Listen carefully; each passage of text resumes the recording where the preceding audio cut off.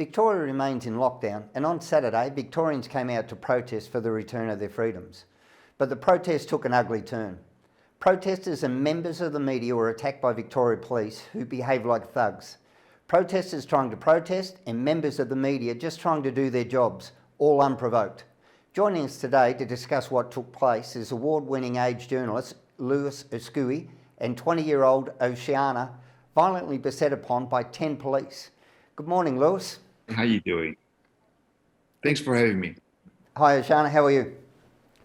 Good, thanks. Lewis, award-winning photojournalist. How many years in the job? Been doing this since 1990. And so that makes it, what, 30, almost 30 years, 31? Seen a few protests over the time, I presume? Yeah, look, I've been covering, I actually picked up the camera in Melbourne, photographing protests in St Kilda Road in 1990. And then I, worked overseas, in Cambodia for a year, then Central America, Asia, been doing this for quite a long time. Seen many protests and riots and absolutely. All right, Lewis, just to give some context, we're just going to play some footage now of what actually happened to you at Saturday's protest. So once we're through that, we'll come back and we'll talk you through it. Media! Media! Media!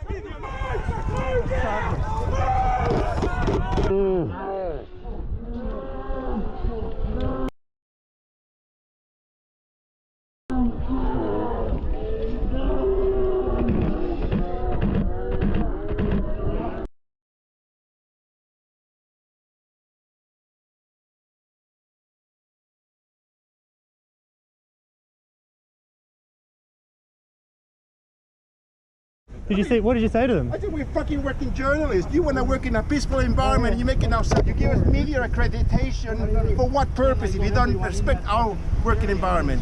Did they get that woman in the face? And how can I see you? Yeah.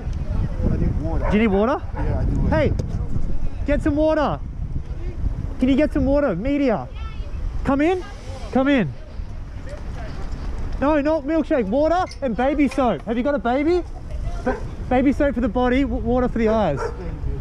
There's a tap, just get your head under as much water as possible. Lewis, some fairly harrowing and confronting scenes. I couldn't imagine being in that position doing my job. How did it affect you? Look, I've been pepper sprayed before, but it's mostly usually because I'm next to a protest or as a ricochet. What was very frustrating this time around is that, it was targeted. There's no way the police couldn't have realized that I was a media photographer. I had 3 cameras hanging over me. I had my, media accreditation thing hanging on my shoulder. And then, apart from the fact we all kept on shouting media. But that makes no difference at all. I mean, as far as I'm concerned, they want to go home after a hard day's work, whatever you want to call it, feeling safe, and because they're working, they're not there for fun. Journalists are not there for fun either. We are there to cover events, and the last thing we need is for them to target us as well. And having said, I don't condone them targeting the protesters either. Yes, there were some angry elements in the protest, but I still don't condone excessive usage of power. It really seems like the mob mentality had taken over, or the pack mentality at that stage. Would that be an accurate description? You mean from the police? Yeah, from the police. Or the protesters? Look, I think that, personally, I think they made a mistake, where they cornered the people. Usually when you kind of corner them, it gives people room to maybe leave or disperse or leave. But where they decided to create that action, they were locked, absolutely locked.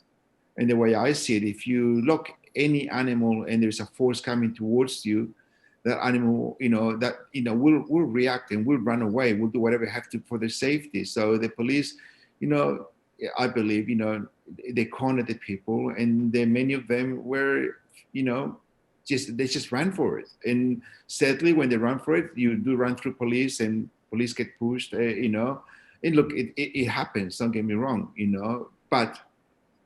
From my point of view, is that they shouldn't be targeting people. Certainly not in anyone for that matter. But the way they treated us as work in media. And it's not the first time. It happens all the time. It's not, you cannot just bring it down that it was one silly policeman. To me, it's something that to me is part of the whole system, you know. And there's no point in them, you know, we being accredited, and our accreditation also is a police accredited, you know, thing that we get as well. And to them, it means absolutely nothing, you know. So why do they do it? Is it something that is just ingrained in them from training days? I don't know. You know, I don't know, but it shouldn't happen. And Oshana, you were there at the protest as well, and you became a target of the police. And just before we start, Oshana, we'll just show the footage of Oshana being held on the ground by a mob of police. I'll ask Oshana after the video of how many it actually was. So, Oshana, just hang on, we'll come back.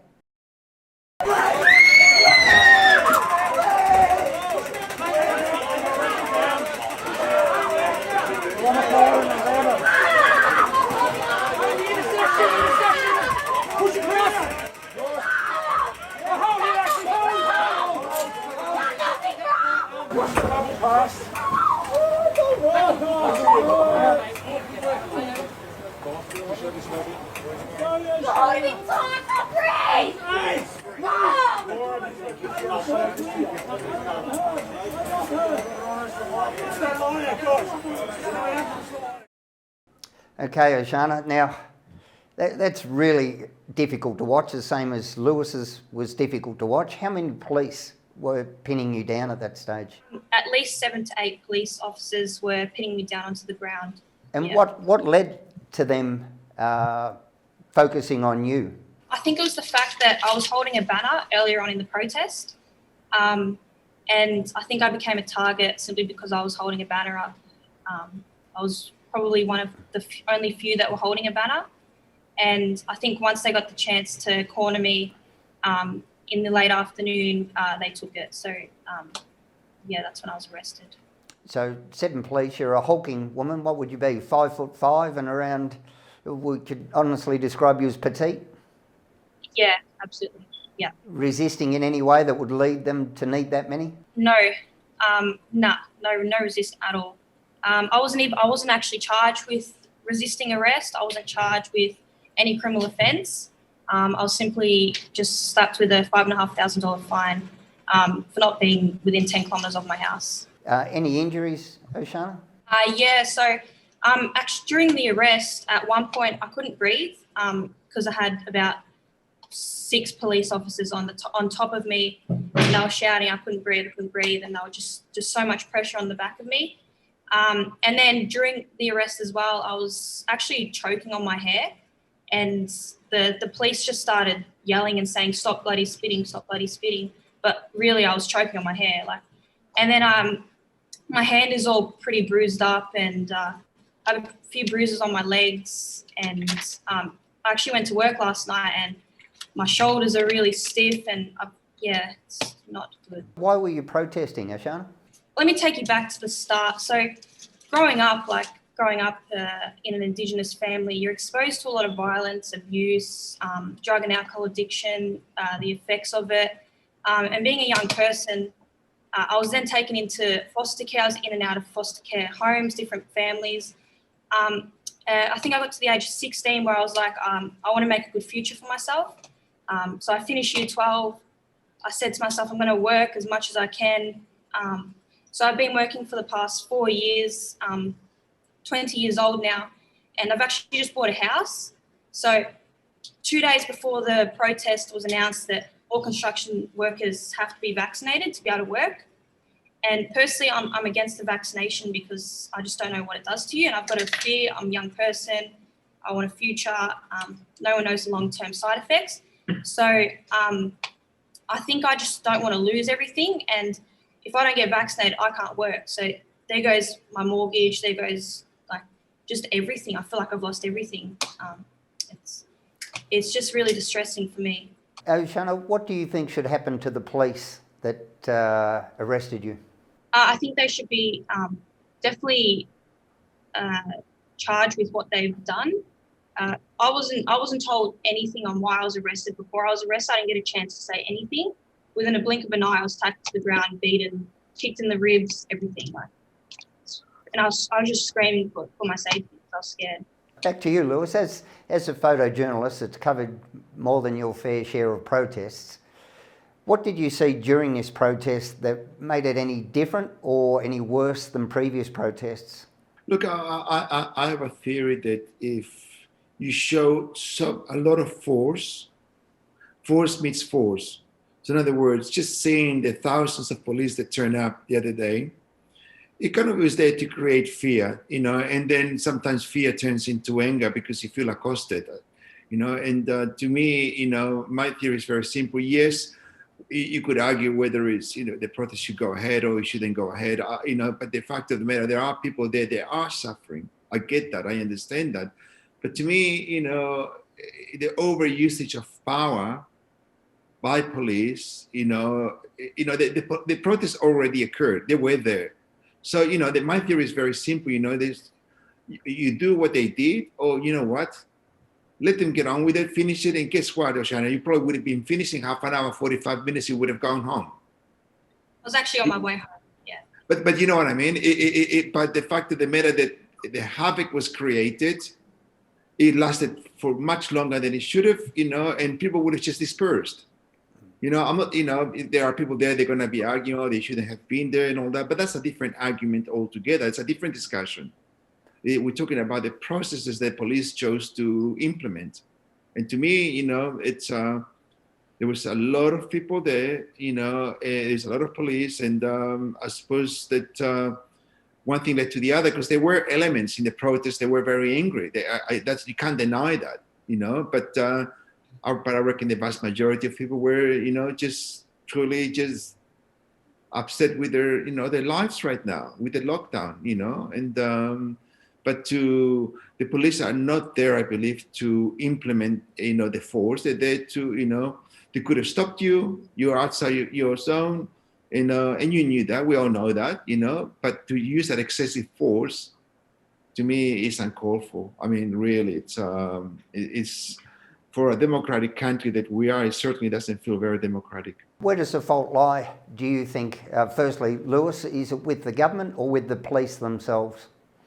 Look, I think both. I think, obviously the government, because, people are wanting, when it comes to this whole, lockdown, people are want answers, want solutions, and they feel that they haven't got those solutions yet. And, like anything else, if you see the light at the end of the tunnel, kind of feel like you got something to aim for, to look for. And the police, the police could have treated this thing even better. But, I was reading today's paper again, and there's rumors that police may, no longer treat protests as protests, but they will treat them as a riot, which means they are trying to empower themselves further.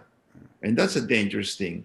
Because, sadly enough, power meets power. So if police are going to, get more resources, it happens that the protesters will also get more resources. It's just natural. It happens all over the world. Yeah. So to me, beginning to overuse power, it's not the way to do it. And as we were talking earlier, the pepper spray is there to protect themselves from people marching towards them.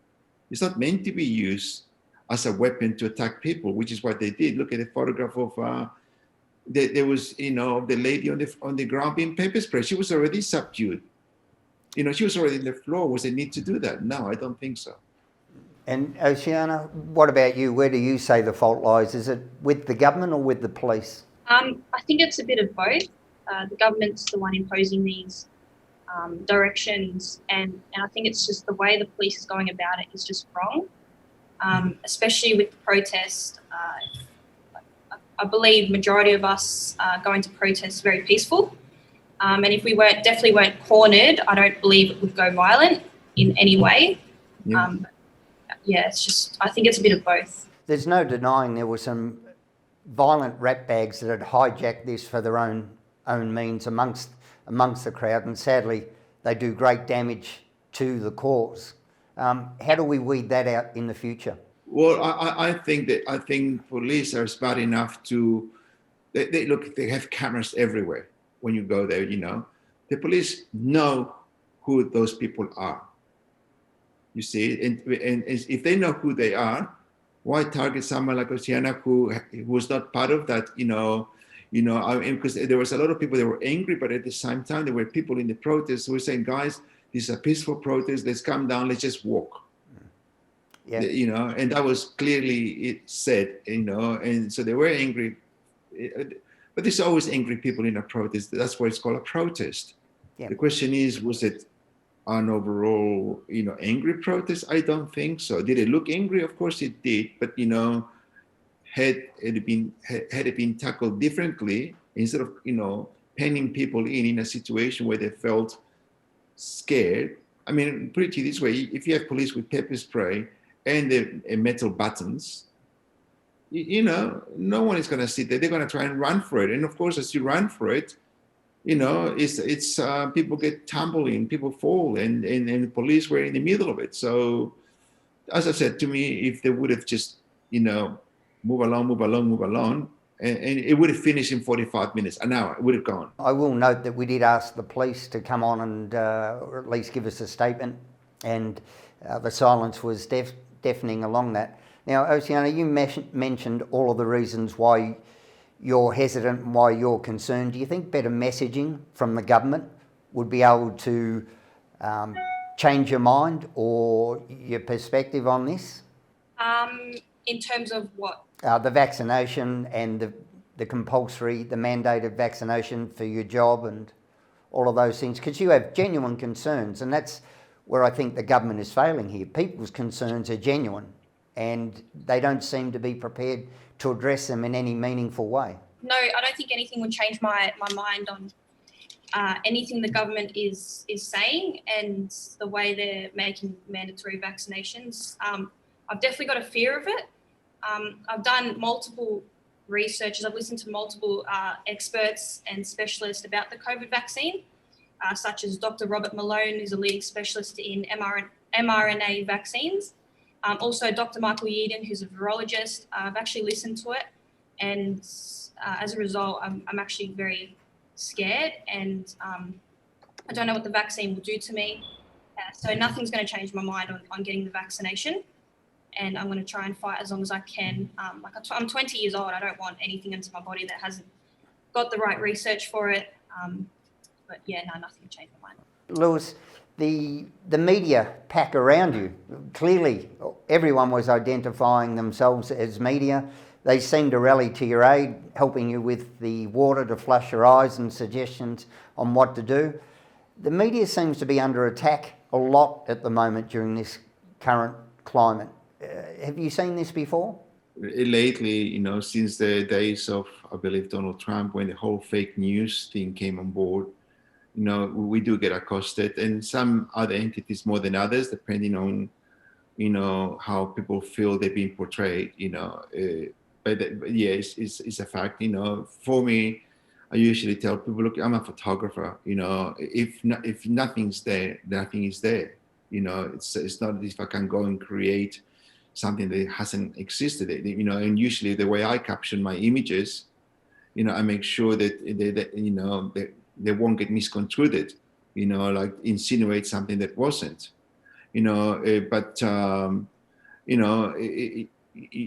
protests by the nature, they could get ugly, of course they do, but, it not, you would like to think that it's not the police who's instigating the violence towards anyone, let alone, in the media.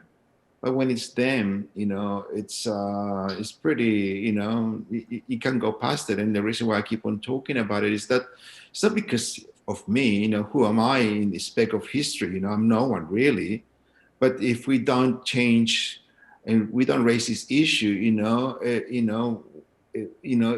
what's going to happen to, to us, from the point of view of, knowing what happens, I mean, whether people like the media or no, it's for a long time, media entities have been there to keep, governments and powers that are accountable. Some of them are better than others. I get that. Some of them are not as good. I get all of that. But as a whole, it's an important element of a democratic society, and to me, it's something that if protesters already had enough of us, which I understand, I get, and the police also treat us with contempt, it's scary times to be in an industry that is important to keep the powers that are, in their toes. Have the police reached out at all, Lewis, after Saturday's incident? Yeah, look, I did get a call yesterday, but I was working, and it wasn't the police. I think it was the police association. But I'll talk to them later. But right now, I've been working. And the other thing, it's a freelance world. And you still got to go to work the following day, even though you have your injuries. And but it is what it is. And I'm fine. As I said, it's more about what do we do moving forward to to be treated as people who are there to do the work. It's an important part. It's, I mean, even if you think about it, a lot of the footage that you see in every protest, most of the time, is more about police aggression than protester aggression. We'll go back through almost every footage. You said it's either the police with the tear gas or this or that, and it's and it's not because it's not because we are targeting the police. It's because you're actually watching your back more from them than they are from everyone else. And what about you, Oceana? Where do you go from here? What would you like to see happen with the police?